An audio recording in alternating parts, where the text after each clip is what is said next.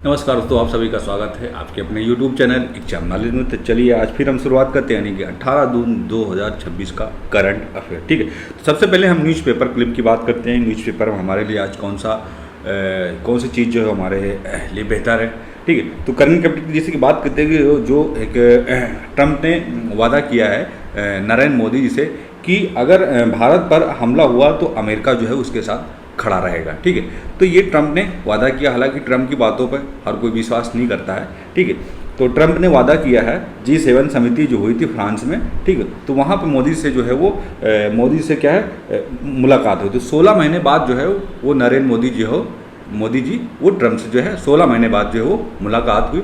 उस मुलाकात के दौरान ट्रंप ने कहा कि अगर भारत पर कोई हमला होता है तो भारत के साथ जो है अमेरिका खड़ा रहेगा।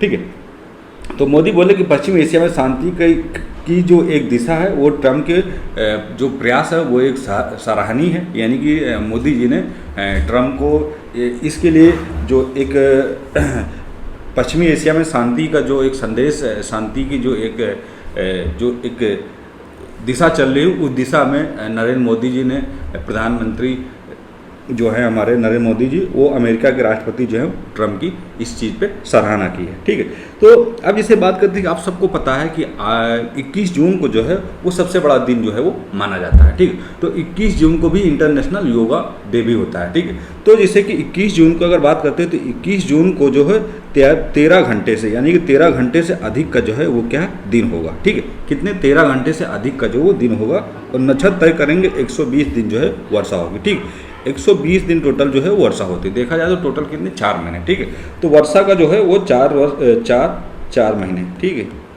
4 महीने वर्षा होने की जो एक संभावना रहती है। ठीक है, तो सूर्य बुध की युति से बनेगा। बुध तो एक देखें तो 22 को सूर्य जो है वो अर्ध नक्षत्र में प्रवेश करेगा। ठीक है, यानी 22 तारीख को जो है वो सूर्य जो है वो अर्ध नक्षत्र में प्रवेश करेगा। इससे जब वो प्रवेश करता है तो जो वर्षा का जो कारण है, वर्षा के जो है वो संकेत क्या है बदल जाते हैं। ठीक है, क्या है, वर्षा के जो संकेत हैं वो बदल जाते हैं। ठीक है, अब हम बढ़ते हैं, हमारा अगला जो क्वेश्चन है कि दुनिया के सबसे खूबसूरत हवाई अड्डों में नवी मुंबई और गुवाहाटी भी शामिल हो गया। ठीक, तो अगर दुनिया का सबसे खूबसूरत अगर हवाई अड्डे की अगर हम बात करते हैं तो सबसे खूबसूरत जो हवाई अड्डा है हमारा वो है मुंबई का नवी। ठीक है, मुंबई का नवी और गुवाहाटी का भी। तो ये दोनों जो हवाई अड्डे हैं ये शामिल है। ठीक है, क्या है, शामिल है। ठीक है, तो एक हो नवी मुंबई और गुवाहाटी। ठीक, तो जो है एक है जुओ बायोन इंटरनेशनल एयरपोर्ट जो चीन का है। ठीक, ये नवी मुंबई इंटरनेशनल एयरपोर्ट जो है वो भारत का है। ठीक है, तो नवी मुंबई इंटरनेशनल एयरपोर्ट जो है वो किसका है, वो भारत का है। ठीक है, तो अब ये जैसे गोपीनाथ बरदोलई एयरपोर्ट ये जो है गुवाहाटी में है। ठीक है, तो ये जो है सबसे खूबसूरत जो है इंटरनेशनल एयरपोर्ट जो है माने गए। ठीक है, तो अगर बात करते हैं अंतर्राष्ट्रीय डिजाइन पुरस्कार प्री वर्षी की बात करें 2026 द्वारा जो जारी किया गया, तो 7 सबसे खूबसूरत हवाई अड्डों की सूची में भारत के 2 एयरपोर्ट जो है वो शामिल किए गए। Number 1 Navi Mumbai international airport वो भारत का है। नंबर 2 है गोपीनाथ बरदोलई एयरपोर्ट गुवाहाटी में है। ठीक, ये भी तो 2 जो हैं ये सिलेक्ट किए गए भारत के। ठीक है, तो एक्सपर्ट के मुताबिक एयरपोर्ट्स का जो चयन है केवल सुंदरता के आधार पर नहीं बल्कि नवाचार, यात्री अनुभवी, पर्यावरण दृष्टिकोण से और स्थानीय संस्कृति की पहचान से भी क्या है वो किया जाता है। ठीक है, अब हम बढ़ते हैं, हमारा अगला जो क्वेश्चन है, अब बात करते हैं जो हमारा करंट के जो MCQ बेस्ड जो करंट अफेयर होते हैं उसकी चर्चा करते हैं। ठीक है, तो जैसे कि अगर हम बात करते हैं हाल ही में किस मंत्रालय द्वारा जो है योगा पार्क पोर्टल जो है वो क्या है लॉन्च किया गया है। ठीक है, तो किस मंत्रालय द्वारा है, ठीक है, योगा पार्क पोर्टल जो है वो क्या है लॉन्च किया गया। ठीक, तो इसका जो ऑप्शन होगा वो होगा ऑप्शन नंबर हमारा बी, यानी कि आयुष मंत्रालय द्वारा जो है वो सार्वजनिक पार्कों को वेलनेस केंद्रों के रूप में बदलने और उनके बेहतर प्रबंधन के लिए योगा पार्क पोर्टल जो है वो क्या है लॉन्च किया गया। ठीक, तो इसका उद्देश्य योगा, ध्यान और स्वास्थ्य जीवन शैली को आम नागरिकों को दैनिक दिनचर्या से क्या है जोड़ना है। ठीक है, तो ये आयुष मंत्रालय द्वारा जो है वो क्या है योगा पार्क जो है वो क्या है लॉन्च किया गया है। ठीक है, अब हम बढ़ते हैं, हमारा अगला जो क्वेश्चन है कि वैश्विक शांति सूचकांक। ठीक, यानी कि 2026 ग्लोबल पीस इंडेक्स की बात करें तो किस देश ने स्थान जो है वो क्या हासिल किया। ठीक है, तो वैश्विक शांति सूचकांक की अगर हम बात करते हैं तो कौन सा देश जो है वो पहला स्थान जो है वो क्या शामिल हुआ। ठीक, तो इसका जो ऑप्शन होगा हमारा वो होगा ऑप्शन नंबर हमारा सी, यानी कि आइसलैंड जो है वो जो है ग्लोबल पीस इंडेक्स में आइसलैंड दुनिया का सबसे शांतिपूर्ण देश जो है वो क्या घोषित हुआ। तो ऐसे क्वेश्चन हमारे एग्जाम के लिए बहुत ही महत्वपूर्ण होते हैं, ठीक है। तो शांतिपूर्ण देश जो घोषित हुआ वो हुआ आइसलैंड। तो यह एक सूचकांक देशों की उनको सामाजिक सुरक्षा, घरेलू व अंतर्राष्ट्रीय संघर्षों के स्तर और सैन्यीकरण यानी कि मिलिट्रीजेशन के आधार पर जो है वो क्या है रैंक जो है वो क्या है इनको दिया जाता है, ठीक है। तो दुनिया का सबसे शांतिपूर्ण जो देश घोषित हुआ है वो हुआ है हमारा आइसलैंड, ठीक। अब हम बढ़ते हैं, हमारा अगला जो क्वेश्चन है कि अंतर्राष्ट्रीय योग दिवस 21 जून की आधिकारिक थीम जो है वो क्या घोषित की। जैसे कि हमने इससे पहले बता चुके हैं कि इस बार योगा दिवस की जो थीम होगी वो क्या होगी, ठीक है। तो अगर हम बात करते हैं इसके ऑप्शन नंबर 3 की, क्वेश्चन नंबर जो हमारा 3 है, तो इसका जो होगा वो होगा ऑप्शन नंबर हमारा बी, यानी कि स्वास्थ्य आयु के लिए योग, ठीक। तो अंतर्राष्ट्रीय योग दिवस 2026 की अगर बात करें यानी कि स्वास्थ्य आयु के लिए योग या योग फॉर हेल्थी एजिंग, ठीक रखी। यह थीम जो है बढ़ती उम्र के लोगों के शारीरिक और मानसिक और भावनात्मक स्वास्थ्य को क्या है बेहतर बनाए रखने में योग पर महत्व जो है वो क्या है केंद्रित करता है, ठीक है। अब हम बढ़ते हैं, हमारा अगला जो क्वेश्चन है कि हाल ही में किस राज्य के प्रसिद्ध लोक कला जादूपटिया पेंटिंग को भौगोलिक संकेतक यानी कि GI टैग जो है वो क्या है प्रदान किया है, ठीक। तो हम क्वेश्चन नंबर 4 की अगर बात करते हैं तो किस राज्य की एक प्रसिद्ध लोक कला जादूपटिया पेंटिंग को भौगोलिक संकेत यानी GI टैग जो है वो क्या है प्रदान किया गया है, ठीक। तो हम क्वेश्चन नंबर 4 की अगर ऑप्शन की बात करते हैं तो ये हो जाएगा हमारा ऑप्शन नंबर सी, यानी कि झारखंड राज्य को प्रसिद्ध लोक कला जादूपटिया पेंटिंग के भौगोलिक को GI टैग जो है वो क्या है प्रदान किया गया है, ठीक। तो जादूपटिया पेंटिंग झारखंड के एक प्रसिद्ध जनजाति स्क्रेलिंग पेंटिंग जो है वो कला है जिससे हाल ही में GI टैग जो है वो मिला है। यह जो है कला और मुख्य रूप से संताल जनजाति द्वारा जो है क्या बनाई जाती है, किसके द्वारा, संताल जनजाति द्वारा, ठीक। संताल जनजाति द्वारा जो है वो क्या बनाई जाती है, जिसमें लोक कथाओं, धार्मिक मान्यताओं और प्राकृतिक रंगों का क्या है प्रयोग किया जाता है, ठीक। किन किन की, लोक कथाओं और धार्मिक मान्यताओं और प्राकृतिक रंगों का क्या है इसमें क्या है प्रयोग किया जाता है, ठीक है। अब हम बढ़ते हैं, हमारा अगला जो क्वेश्चन है कि जीवन विज्ञान, ठीक, यानी कि बात करेंगे जीवन विज्ञान और कोशिका विज्ञान। तो एक हो गया हमारा जीवन विज्ञान और दूसरा हो गया हमारा कोशिका विज्ञान, यानी कि सेल बायोलॉजी में उत्कृष्ट योगदान किसे जो है यानी कि EMBO गोल्ड मेडल जो है वो किसे सम्मानित किया गया है, ठीक। तो ये हम क्वेश्चन इससे पहले या तो गौतम डे को क्या है ऑप्शन ए हमारा जो हो जाएगा ऑप्शन ए, यानी कि गौतम डे को ये भारतीय मूल के प्रमुख जीव विज्ञानी गौतम डे को कोशिका विज्ञान सेल बायोलॉजी के क्षेत्र में उनको एक उत्कृष्ट और अभूतपूर्व शोध कार्यों के लिए जो है वो EMBO गोल्ड मेडल 2026 से क्या है उनको क्या है नवाजा गया है, ठीक। तो ऐसे क्वेश्चन हमारे एग्जाम के लिए बहुत ही महत्वपूर्ण बेहतर होते हैं, इसलिए आपसे रिक्वेस्ट करते रहते हैं कि प्लीज़ आप लोग कोई भी वीडियो इसको स्किप मत करिए। हमारे डेली बेसिस जो करंट की क्लासेस आती है MCQ बेस्ड, उनको आप डेली देखिए।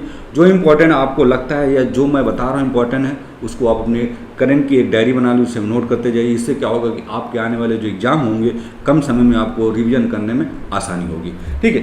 तो अब हम बढ़ते हैं, हमारा अगला जो क्वेश्चन है कि हाल ही में खबरों में रहा है ग्रेव 3 टेलीस्कोप भारत के किस राज्य शहर में से स्थित, यानी कि हम बात करते हैं हमारा जो ग्रेव है, ठीक, क्या ग्रेव, ठीक, ग्रेव 3 की अगर बात करते हैं तो ये टेलीस्कोप भारत के किस राज्य और शहर में क्या है स्थित है, ठीक। तो क्वेश्चन नंबर हमारा 4 क्वेश्चन नंबर हमारा जो है वो है 6, ठीक। क्वेश्चन नंबर हमारा जो है वो 6 है। तो 6 की अगर हम बात करते हैं तो ये हो जाएगा हमारा ऑप्शन नंबर सी, ठीक। क्या हो जाएगा ऑप्शन नंबर हमारा सी, यानी कि ऊटी, ठीक। क्या हो जाएगा ऊटी तमिलनाडु, ठीक। क्या हो जाएगा तमिलनाडु, क्या हो जाएगा Ooty Tamil Nadu, option number C, ठीक। ग्रेव्स यानी गामा रे एस्ट्रोनॉमी पे एनर्जी की अगर बात करते हो तो कॉस्मिक रे टेलीस्कोप प्रोजेक्ट जो है जो तमिलनाडु के ऊटी में क्या है स्थित है। हाल ही में इसने सौर और तूफानों और अंतरिक्ष में से आने वाली उच्च ऊर्जा के किरणों का अध्ययन में एक महत्वपूर्ण डेटा जो है वो क्या साझा किया, जिसके कारण जो है ये क्या चर्चा का विषय बना हुआ है, ठीक। आप लोगों की एक चीज़ पता होगा, जो चीज़ हमेशा चर्चा में रहती है, ठीक, वैसे उसके रिलेटेड क्या है कि ऐसे क्वेश्चन जो होते हैं करंट के वो आने की संभावना बहुत ही ज़्यादा होती है। तो इसीलिए कहते हैं कि जो चीज़ चर्चा का विषय रहता है किसी न्यूज़ में, क्लिप में, या देश विदेश का या राज्य का या शहर का, ठीक है, तो वो चीज़ें जो होती हैं ज़्यादा महत्वपूर्ण होती हैं। एग्जाम में आने की। ठीक है, तो ग्लोबल चीज़ की अगर बात करें, ग्लोबल चीज़ लीग के 2026 के चौथे संस्करण का अगर आप देखो तो आयोजन जो है वो किस शहर में किया जा रहा है। ठीक, यानी ग्लोबल चीज़ लीग की बात करें 2026 का, तो इसका जो चौथा संस्करण है वो किस शहर में जो है वो आयोजन किया जा रहा है। ठीक, तो क्वेश्चन नंबर हमारा जो है करंट का वो है हमारा 7। ठीक, तो इसका जो ऑप्शन होगा वो होगा हमारा बी, यानी कि ये जो है लंदन में किया जा रहा। तो टेक महिंद्रा यानी कि फाइट के संयुक्त तत्वाधान में आयोजित होने वाले ग्लोबल चेस लीग 2026 के चौथेवें संस्करण की मेजबानी जो है वो लंदन कर रहा है। ठीक, तो इसमें क्या है, दुनिया का शीर्ष शतरंज खिलाड़ी अलग अलग फ्रेंचाइजी टीमों के रूप में जो है वो क्या भाग ले रहे हैं। ठीक, तो अलग अलग खिलाड़ी जो है वो क्या है, फ्रेंचाइजी के रूप में इन टीमों में क्या है वो भाग ले रहे हैं। ठीक, अब हम बढ़ते हैं हमारा अगला जो क्वेश्चन है कि भारत किस राज्य ने मुख्यमंत्री सौर ऊर्जा फसल सुरक्षा योजना के विस्तार को क्या है मंजूरी दे दी है। ठीक, अब हम पढ़ते हैं इसके बारे में। ठीक, तो भारत का ऐसा कौन सा राज्य सरकार है जो मुख्यमंत्री सौर ऊर्जा फसल सुरक्षा योजना के विस्तार को क्या है मंजूरी दे दिया है। ठीक, तो अगर हम ऑप्शन की बात करते हैं, इसमें ऑप्शन है वो 4 हैं, लेकिन अगर हम सही आंसर देखें तो वो हो जाएगा हमारा ऑप्शन नंबर हमारा ए, यानी उत्तर प्रदेश। ठीक, क्या हो जाएगा, उत्तर प्रदेश, यानी ऑप्शन नंबर हमारा ए होगा। तो उत्तर प्रदेश सरकार ने किसानों की फसलों को आवारा पशुओं से बचाने और पर्यावरण अनुकूल कृषि को बढ़ावा देने के लिए सौर ऊर्जा फसल सुरक्षा योजना के दायरे को बढ़ाने के निर्णय जो लिया है, इसके तहत खेतों के चारों ओर कम वोल्टेज वाली सौर जो है यानी कि सोलर फेसिंग लगाने के लिए जो है वो क्या है सब्सिडी दी जा रही है। ठीक, तो ये जो है उत्तर प्रदेश सरकार ने क्या है कि मुख्यमंत्री सौर फसल सुरक्षा योजना की जो है क्या है मंजूरी दे दिया है। ठीक, अब हम बढ़ते हैं हमारा अगला जो क्वेश्चन है कि सिप्री की अगर बात करें तो वार्षिक रिपोर्ट 2026 के अनुसार दुनिया में सबसे अधिक परमाणु हथियारों यानी न्यूक्लियर वेपन्स वाला देश जो है वो कौन सा है। ठीक, यानी कि सिप्री की अगर हम सिप्री वार्षिक रिपोर्ट की अगर हम बात करते हैं तो 2026 के अनुसार में अगर हम देखें दुनिया का सबसे अधिक परमाणु हथियार यानी कि न्यूक्लियर वेपन्स वाला देश जो है वो कौन सा है। ठीक, तो इसमें ऑप्शन जो है हमारे 4 हैं, लेकिन अगर हम सही आंसर देखें तो वो हो जाएगा हमारा ऑप्शन नंबर हमारा बी, यानी कि वो जो होगा हमारा क्या हो जाएगा, रूस। ठीक, क्या हो जाएगा, रूस, ऑप्शन नंबर हमारा बी। तो स्टॉकहोम इंटरनेशनल पीस रिसर्च की रिपोर्ट के अनुसार अगर हम देखें दुनिया में सबसे बड़ा परमाणु हथियार भंडार जो है वो है रूस के पास। ठीक, किसके पास, रूस के। जिसके बाद दूसरे स्थान पर अगर हम बात करें तो वो दूसरे स्थान पर है अमेरिका यानी कि यूएसए। इस रिपोर्ट के वैश्विक स्तर पर परमाणु आधुनिकीकरण पर जो है वो क्या है चिंता जो है लगातार जताई जा रही है। देखिए अभी आपको पता होगा कि ईरान और अमेरिका के बीच जो युद्ध की जो स्थिति बनी हुई थी वो परमाणु हथियार को लेकर ही जो है वो अमेरिका दबाव बना रहा था, क्योंकि ईरान जो है परमाणु हथियार बना रहा था। ठीक, अब हम बढ़ते हैं हमारा अगला जो क्वेश्चन है कि हाल ही में भारतीय तटरक्षक बल यानी कि इंडियन कोस्ट गार्ड द्वारा आयोजित द्विवार्षिक तटीय सुरक्षा अभ्यास का क्या नाम दिया गया। ठीक, यानी कि भारतीय तटरक्षक बल की अगर हम बात करें इंडियन कोस्ट गार्ड की, तो जो आयोजित द्विवार्षिक तटीय सुरक्षा का अभ्यास जो है उसका नाम जो है वो क्या रखा गया। ठीक, तो अगर हम ऑप्शन देखें इसका, तो इसका जो ऑप्शन होगा वो होगा हमारा ऑप्शन नंबर ए, तो ये हो जाएगा हमारा सागर। ठीक, क्या हो जाएगा हमारा सागर कवच, ऑप्शन नंबर हमारा हो जाएगा सागर कवच।